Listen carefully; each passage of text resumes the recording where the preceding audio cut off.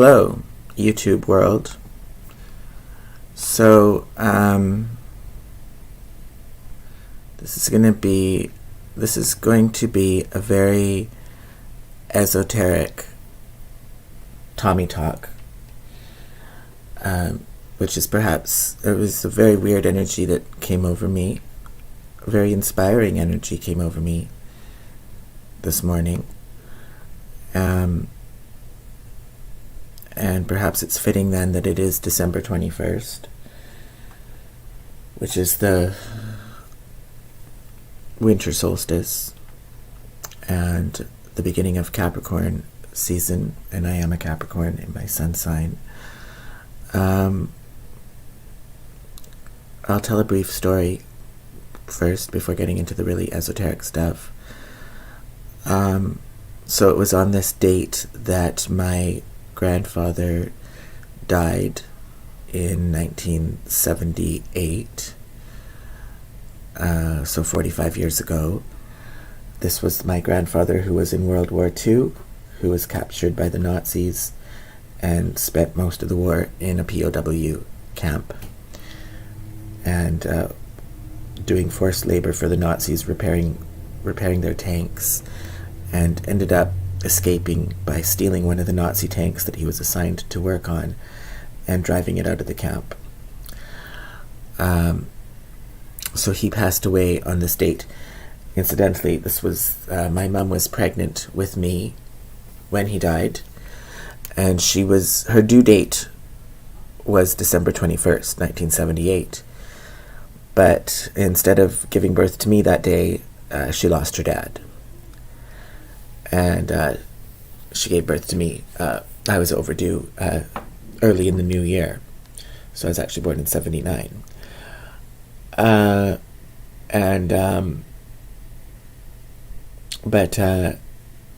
there's a family story that I suppose it would have been the day before. So yesterday, December 20th, 1978, my mum, being full-term pregnant, she was in an apartment and walked past this dryer, like an apartment washer dryer that they had, and the dryer was shaking, like uncontrollably shaking, like as if it was on drying clothes, but even shaking more violently than as the story is told. Obviously I wasn't there, or I was in utero at the time, so I didn't witness any of this. But this is how the story is told, that the dryer was shaking so violently, it was shaking more than how it would shake if it was just drying a load of laundry. And on the dryer was an ashtray. My parents were both smokers, and the ashtray was going around in circles because of as a reaction to the shaking dryer. And they thought that it was on and it was just malfunctioning or something. Went to unplug it, and lo and behold, the dryer was already unplugged. There was no electricity in going to it. And so my mom and my dad believe that this was a ghost or a spirit of some kind of a supernatural experience. And then it was the next day that my mom's dad, my grandfather, died. And so she believes that it was a spirit coming to collect him. I don't know. But anyways, I was born shortly after all this. And it's just in my family's narrative, it's just always linked. Like my birthday and my birth is linked in people's minds and in the stories that they tell. It's linked with the passing of my grandfather.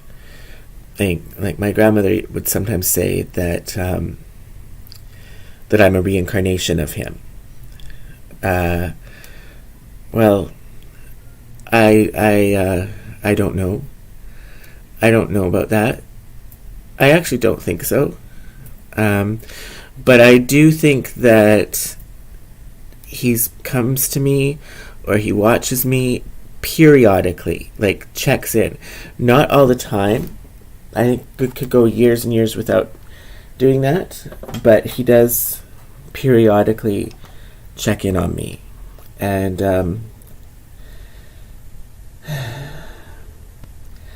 that's why it's so horrible and so outrageous and so offensive when left-wing people call me a Nazi.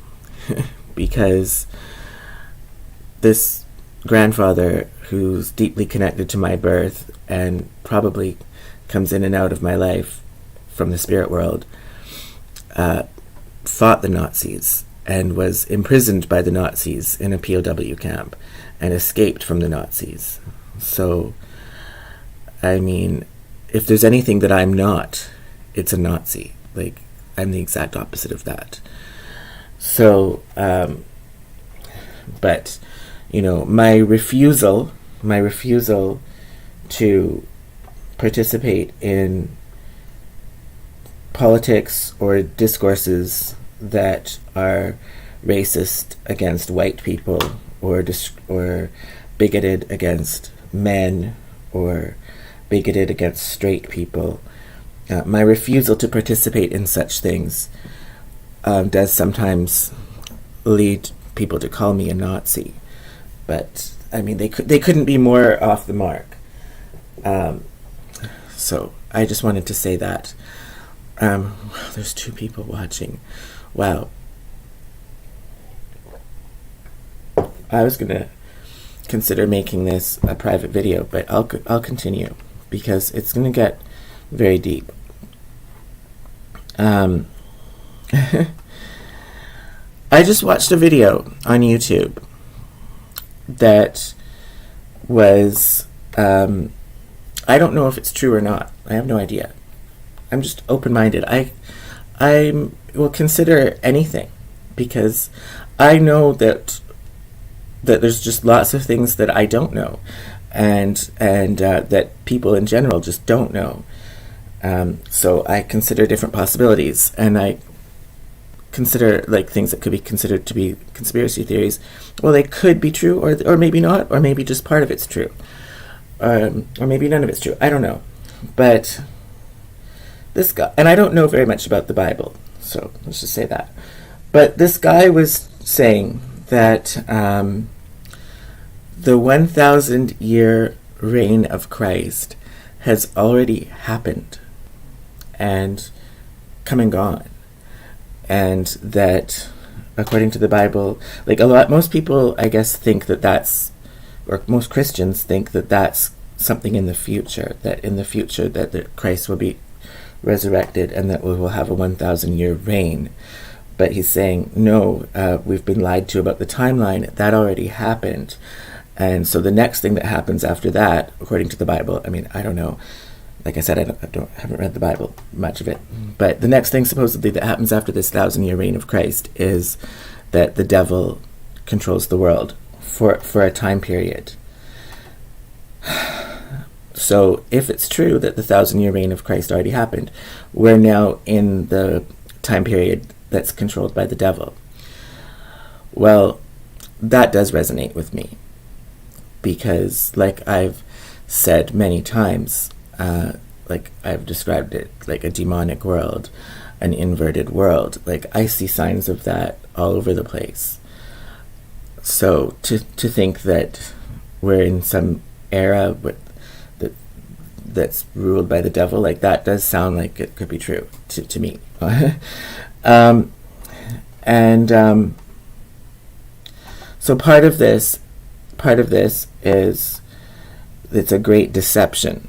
So we've been incredibly lied to about our history and about who we are. And certainly there's a lot of circumstantial evidence to point towards that we've been lied to, which is there's an abundance of archaeological evidence that does not jive with the official narrative of history. So we find evidence of ancient advanced civilizations in North America, and that does not match up with the established narrative of history. Okay, like, even there was something that was found in San Diego that was like indicating civilization like millions of years ago, even, which that does not match up with established history. So, and why is the archaeological community, academic community, so guarded about that? It's like they're trying to be safeguard against, the truth getting out or something. I don't want to talk about that too much. That's not the point of this video. But I am open to the possibility of the existence of Tartaria. I mean, I do think that San Francisco does not make sense in terms of how quickly it was built, how rapidly it was built. I think it does point to that there was a civilization on the West Coast. But anyways, or not even just the West Coast, but North America. Okay, that's not the point of this video, though. Other people talk about that and do a better job of talking about that online. So if you want to know about that, just like Google it, look it up on YouTube.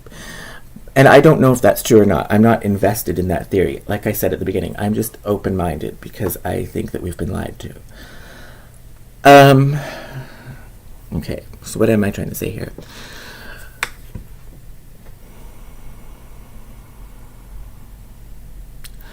I think we've been lied to, and I think that some people, especially high IQ people, or people who maybe they don't have a high IQ in the traditional sense, but very intuitive people, some people can see through the lies, or starting to see through the lies.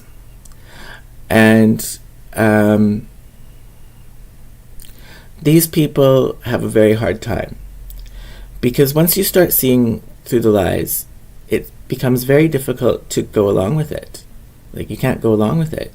You've seen it, that it's not true, and so then how can you go along with it? And I think that's where I have a lot of difficulty in this world, because like with academia or with the work world, whatever it may be, I have a really hard time conforming with these established systems, and it's basically because I see through the lies. And like I did a video about not too long ago saying bad karma for the gay community, and I keep like making it private, making it public again, making it private. I just made it public again because, one of the main points of that video is I'm talking about my radical commitment to authenticity and being my authentic self. So yeah, like for me, truth is God. Like, I was just thinking that before I started this live stream. Like, if I was to conceptualize God, I think God and truth are like the same thing. And I worship the truth. And that's and I just feel that we've been lied to, but I want to try to uncover the truth as much as I possibly can. And once I've seen through the veil of lies, to know that there's something more beyond that veil, to know that there is some greater truth that's being hidden, even if I may not know what that truth is, just knowing that it's out there and that the official versions of things are lies, well, it just makes it very hard to go along with established systems. And I'm not going to go into the minutiae of details about that. I mean, it just comes up all the time, every day, in various different ways. So that makes it very hard. And now I'm going to talk about drugs, drug addiction, or just use of drugs, whether somebody's addicted or not. There's certainly a lot of drugs being used in our society today, whether you're talking about prescription drugs or illicit drugs. I'm talking about psychoactive drugs, by the way, not like cholesterol pills or things like that. Like, no, drugs that affect your mental state. There's There's a lot of them being used. Probably the most drugged up society that ever existed is our society now. Well, and you could say people are taking these drugs to go into an alternate state of mind, an alternate reality that is not real, because they cannot face the real world. It's a form of escapism, right? But if you flip that, you can flip that. If you're thinking that, if you accept that the world that we live in is all based on lies, those people who are taking drugs, well, what are they escaping then? They're not escaping reality. They're escaping this manufactured world based on lies. That's what they're escaping. They're escaping lies. So who are the real escapists here? Maybe the real escapists are the ones who go along with the lies unquestionably, and who don't try to break out of that paradigm of lies. So if we accept this as true, then can these drug users really be faulted for wanting to escape from a paradigm of lies? At least temporarily so. And maybe what they're escaping to isn't any closer to the truth than what they're escaping from. Probably that would be the case in many cases. But they do it nonetheless because at least they have some authority, some sovereignty. They're not outsourcing the construction of their reality to other human beings who may not have their best interests at heart. So somebody, I don't know if people are following what I'm saying, but so if we live in a paradigm of lies, a world of lies, and somebody takes drugs to escape that, and now that doesn't necessarily mean that they're finding truth. They're just going into another paradigm of lies, but at least it's one that is constructed by their mind, and so presumably would have their best interests at heart, versus the paradigm of lies that they live in when they're sober, which is one that they've not constructed. It's constructed by hierarchies of power that people in our society today, and so those don't have the individual's best interest at heart. Yeah. So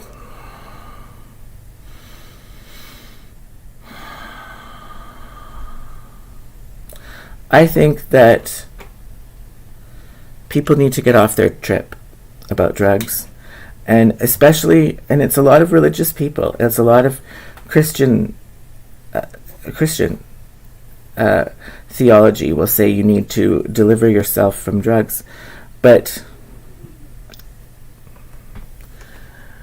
that Christian theology is acting. I mean, I don't know if what I'm saying is true. It's kind of a thought experiment here, okay? So don't take this as a definitive statement that I actually believe definitively. I'm just putting it out there. But that Christian theology is wrong then, because it's presuming that the 1,000-year reign of Christ is off in the future. And if that's in fact not the case, it already happened and we're living in a demonic time, then a lot of that doesn't, the Christian theology it doesn't necessarily apply. It has to be updated to reflect what's actually going on now, our current time, our current predicament in the timeline. And so I don't think people should be faulted, or that it would even be necessarily seen as a character flaw, that somebody would seek to escape this paradigm of lies that we find ourselves in, even if what they're going to is no closer to the truth than the paradigm that they're escaping from.